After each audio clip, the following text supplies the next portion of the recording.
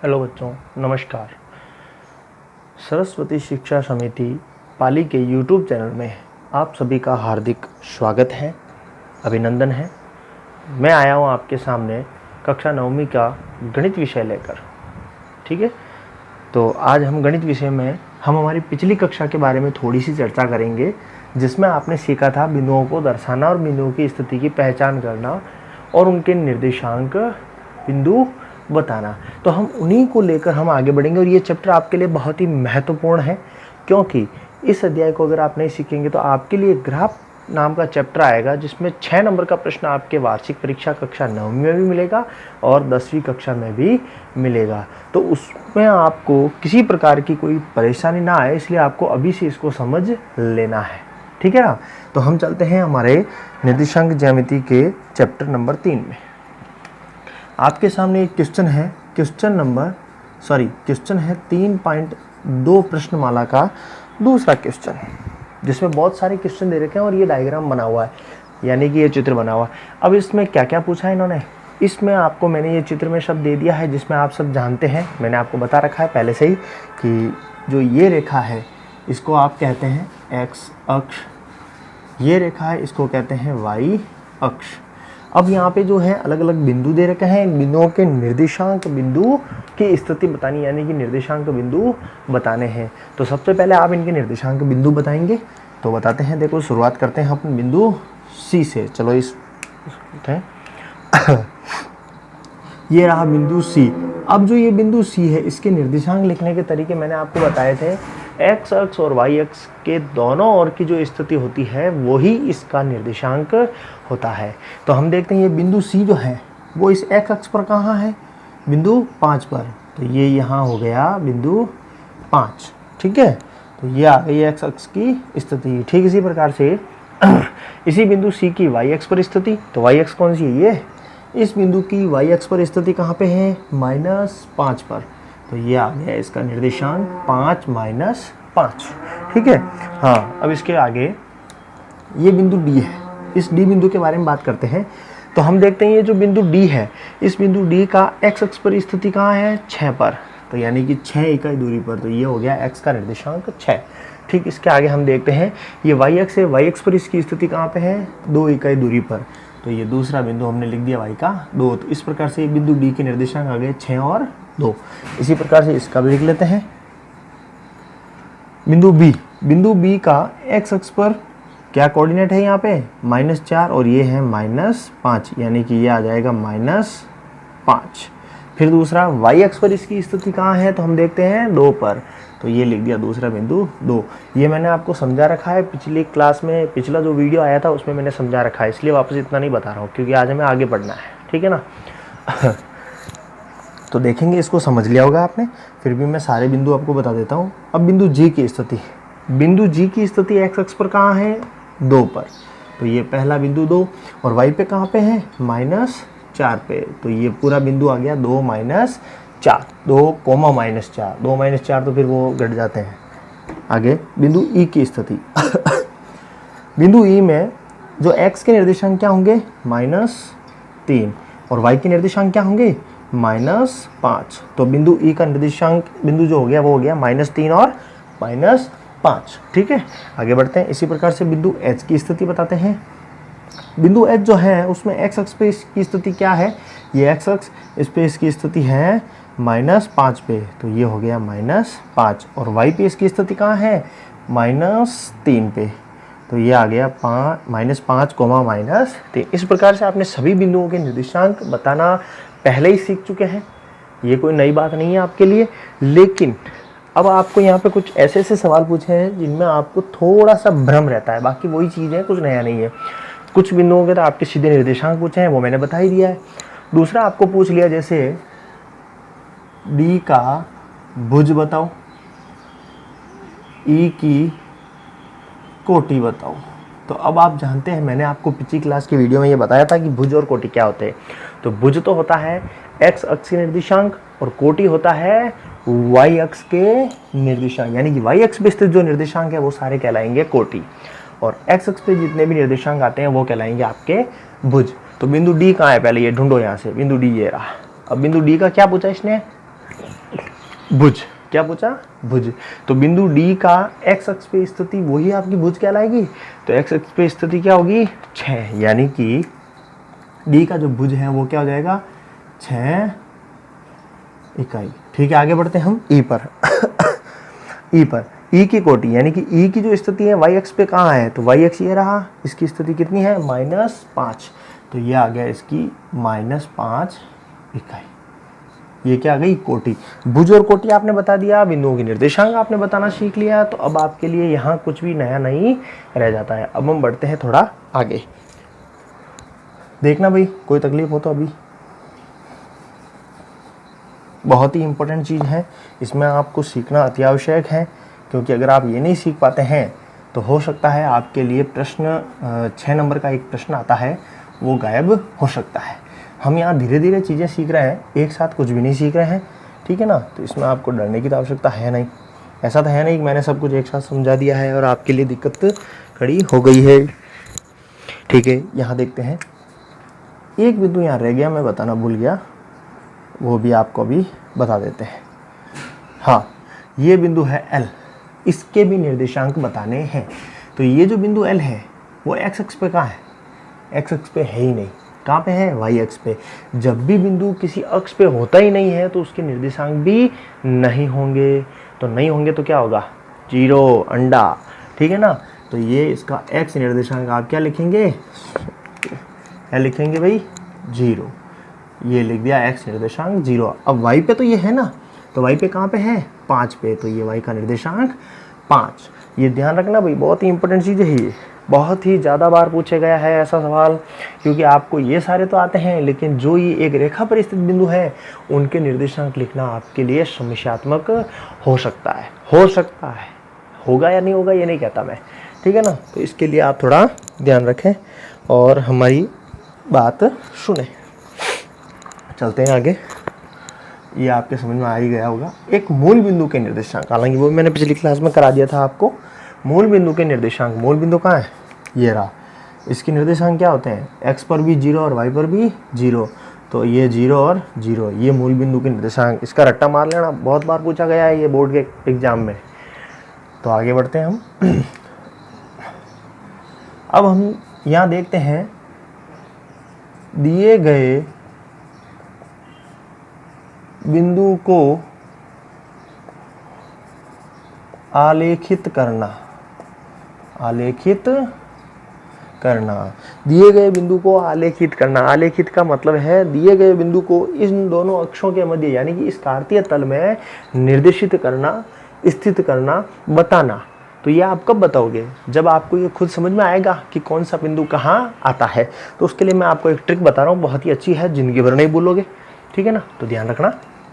सबसे पहले मैं आपको सारे बिंदु बता रहा हूँ। सबसे पहले मैंने आपको बताए थे चतुर्थांश। क्या बताए थे? चतुर्थांश। ये पहला, ये दूसरा, ये तीसरा और ये चौथा चतुर्थांश। ये क्या है भाई? चतुर्थांश। ये भी प्रश्न आया हुआ है, दो अक्ष जब एक दूसरे को काटते हैं तो जिनमें बढ़ते हैं उनको क्या कहते हैं? उनको कहते हैं चतुर्थांश। क्या कहते हैं? चतुर्थांश। प्रश्नमाला 3.2 का क्वेश्चन है, ध्यान रखना। ये मूल बिंदु वाला भी एक क्वेश्चन है। उसके आगे हम चारों चतुर्थांशों की अलग अलग कहानी है। हर घर की जैसे अलग अलग कहानी होती है, देखते हो ना सीरियल घर घर की कहानी, कि कहानी घर घर की, तो बस यहाँ भी अलग अलग घर बने हुए हैं, इन घरों की भी अलग अलग कहानी है। तो हम यहाँ इन घरों की कहानी देखने आए हैं। पिक्चर चल रही है और ये पिक्चर चल रही है, शूटिंग भी चल रही है, शूटिंग मैं कर रहा हूँ, आप सब देख रहे हैं, ठीक है। चलते हैं। सबसे पहले आपने देखा है किसी भी निर्देशांक को बताना कैसे बताते हैं। एक बिंदु लेते हैं, उस बिंदु में सबसे पहला जो निर्देश अंक होता है वो x का होता है। किसका होता है? यानी कि x अक्ष पे स्थित जो निर्देश अंक हैं वो पहले, और फिर बाद में y अक्ष पे जो निर्देश हैं उनको लिखते हैं, और इन दोनों के साथ में लिखने से एक बिंदु बनता है, वही हमारा क्या होता है? निर्देशांक बिंदु, ठीक है ना। तो हम यहाँ देखेंगे इनके बारे में। प्रश्न था मेरा, दिए गए बिंदु को आलेखित करना। क्या प्रश्न था मेरा? आलेखित करना। देखो भाई मैं बोल भी रहा हूँ, अगर किसी को ये समझ में नहीं आया क्या लिखा हुआ है तो मैं वापस बोल देता हूँ। दिए गए बिंदु को आलेखित करना।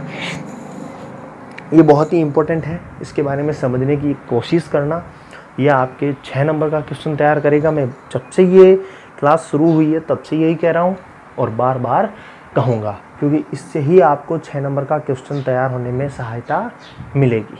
ठीक है, लो भाई आ जाओ। अब यहाँ ये निर्देशांक हमको लिखना आता है, हमें दिया हुआ बिंदु आलेखित करना है, लेकिन कैसे करना है उसके लिए भी मैं आपको ट्रिक बता रहा हूँ। ये ट्रिक बहुत ही महत्वपूर्ण है, इसको देखना, इसको समझना, ज़रूर समझ में आएगी। नहीं आए तो फिर आप अपनी इच्छा से जैसे कर सकते हैं वैसे कोशिश करना, मैं अभी आपकी हेल्प करूँगा। सबसे पहले 4 कोष्ठक बनाओ चारों अक्षों में। ये लो भाई, ये 4 कोष्ठक बना दिए, चारों में एक एक कॉमा लगा दी। क्यों लगाई? क्योंकि पहले x का निर्देशांक लिखेंगे और फिर y अक्ष का निर्देशांक लिखेंगे। तो बस देखना एक बार, अगर मैं केवल इस घर की बात करूं, यानी कि पहले चतुर्थांश की बात करूं, किसकी? केवल और केवल पहले चतुर्थांश की। तो पहले चतुर्थांश कहाँ है? केवल इस दोनों लाइनों के बीच वाला क्षेत्र। ये भी नहीं है, ये भी नहीं है और ये भी नहीं है, केवल ये वाला भाग है जो मैं बता रहा हूँ। देखना ढंग से, ये वाला इधर और इधर रेखा जा रही है, इन दोनों के बीच वाला ये वाला क्षेत्र, ठीक है ना, ये पहला चतुर्थांश है। इसी तरीके से ये सारे चतुर्थांशों का भी क्षेत्र अलग अलग है। तो हम यहाँ देखते हैं पहले चतुर्थांश में, यहाँ जब बिंदु लिखेंगे तो पहले x का लिखेंगे फिर y का लिखेंगे।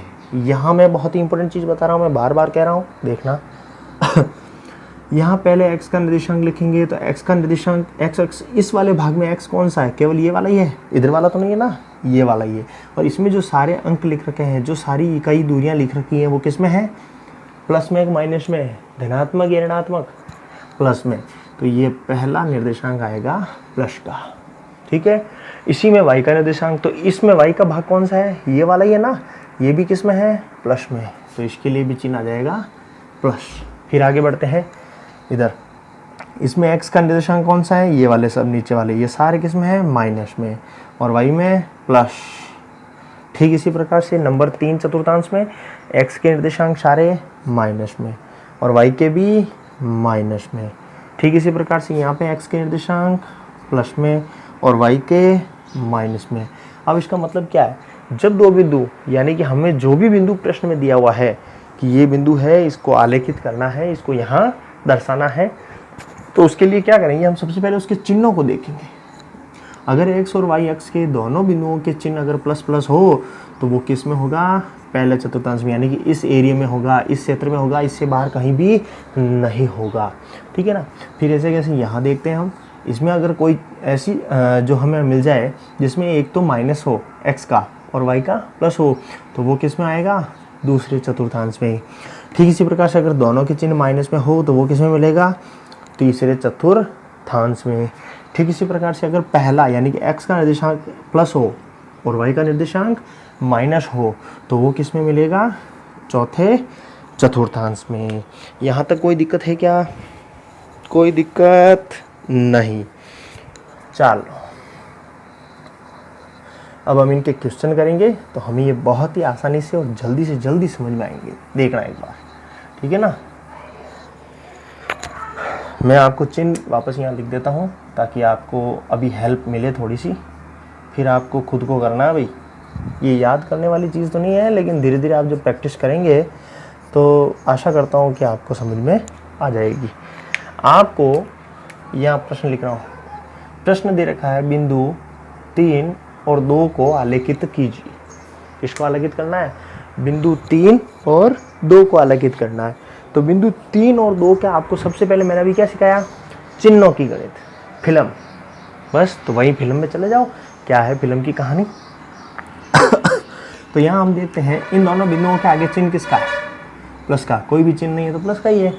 दोनों के प्लस चिन्ह किस में आते हैं? देखो यहाँ आ रहा है क्या? बस पहले ही मिल गया, यानी कि ये जो है बिंदु ये कहाँ होंगे? इस एरिया में ही होंगे, इसके अलावा कहीं भी नहीं होंगे। तो हम यहाँ दर्शाएंगे कैसे? ये भी इम्पोर्टेंट चीज़ है, दर्शाते हैं। सबसे पहला बिंदु जो होता है वो किसका निर्देशांक होता है? x अक्ष का। तो बिंदु 3, यहाँ पे x कौन है? ये इतना सही है, इस यहाँ से लेके यहाँ तक का x है।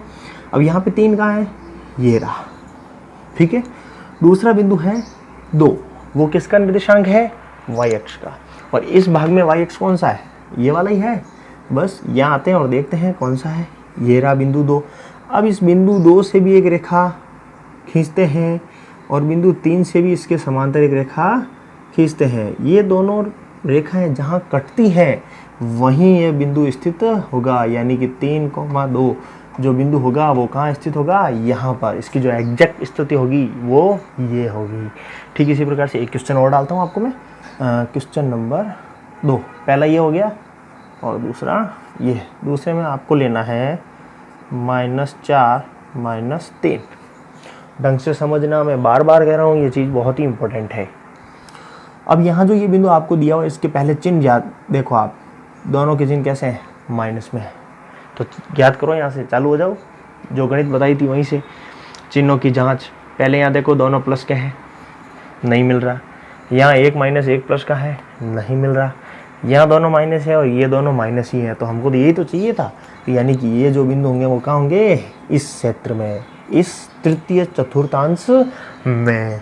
तो हम यहाँ आते हैं और देखते हैं, ये x वाला भाग है और ये y वाला, यानी कि ये x अक्ष पे स्थित है और ये y अक्ष पे।